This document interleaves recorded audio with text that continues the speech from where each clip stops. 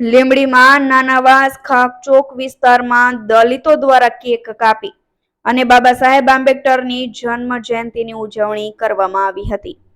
ત્યારે ખાસ કરીને વાત કરવામાં આવે તો લીંબડી શહેરમાં રહેતા ફિડલભાઈ મકવાણા દ્વારા આ આયોજન કરવામાં આવ્યું હતું. ત્યારે નાના બાળકોને બટુક ભોજન આપવામાં આવ્યું હતું અને ત્યારબાદ 133મી બાબા સાહેબ આંબેડકરની જન્મ જયંતિની ઉજવણી કરવામાં આવી હતી.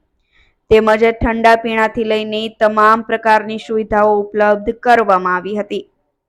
ત્યારબાદ બાબા સાહેબના જન્મ દિવસે રાસ ગરબાનું પણ આયોજન કરવામાં આવ્યું હતું, જેમાં નગરપાલિકા પ્રમુખ, ભાજપ શહેર પ્રમુખ સહિતના હાજર રહ્યા હતા અને વિસ્તારમાં રહેતા જયેશભાઈ મકવાણા, ગોટીભાઈ, રાજુભાઈ મકવાણા સહિતના હાજર રહ્યા હતા અને આ દિવસની ઉજવણી કરવામાં આવી હતી.